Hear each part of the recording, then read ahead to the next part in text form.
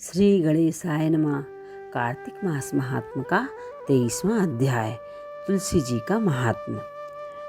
नारद जी ने कहा, ही राजन, इसी कारण से उद्यापन में तुलसी जी की जड़ में भगवान विष्णु की पूजा की जाती है।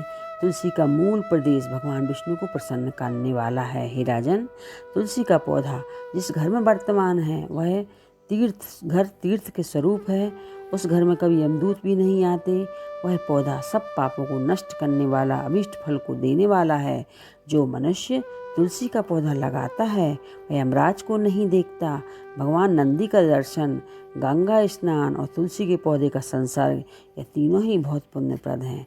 तुलसी को छूने से कामिक, वाचिक, मानसिक सभी संपूर्ण पाप नष्ट हो जाते हैं। जो प्राणी तुलसी के दल से भगवान की पूजन करते हैं वह पुनः गर्भ में नहीं जाते, निस्संदेह जीवन मुक्त हो जाते हैं।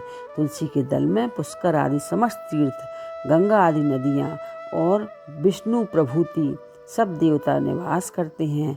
तुलसी के पौधे के पास जो अपना प्राण विसर्जन करता है वह चाहे कितना बड़ा ही पापी क्यों ना हो, उसे यमराज नहीं देख सकते। हे राजन, जो लोग तुलसी के काष्ठ का चंदन लगाते हैं वह सहज ही मोक्ष को प्राप्त हो जाते हैं।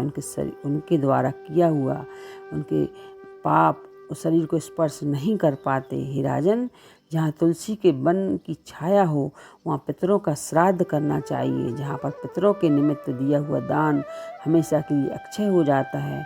आंवले के वृक्ष की छाया में जो प्राणी पिंडदान करते हैं उनके पितृ यदि नरक की यातना भोग रहे हों तो वे भी मुक्त हो जाते हैं। सिर, हाथ, मुँह और देह में जो आंवले को धारण करते हैं उनको विष्णु रूप जानना चाहिए। आंवले का फल तुलसी के दलों को पानी में मिलाकर जो प्राणी स्नान करते हैं उन्हें गंगा स्नान का फल मिल जाता है।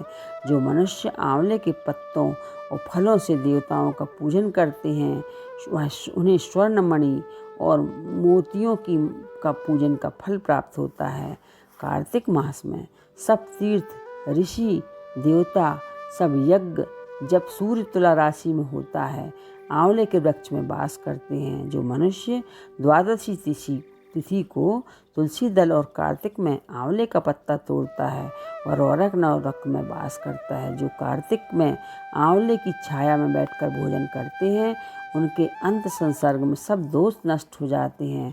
कार्तिक में जो आंवले की जड़ में विष्णु जी का पूजन करते हैं उसे श्री विष्णु क्षेत्रों का पूजन का फल प्राप्त हो जाता है।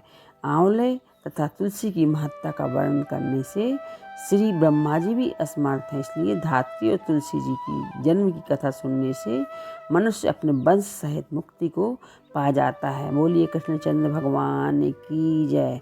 कार्तिक मास महात्म का 23वां अध्याय समाप्त।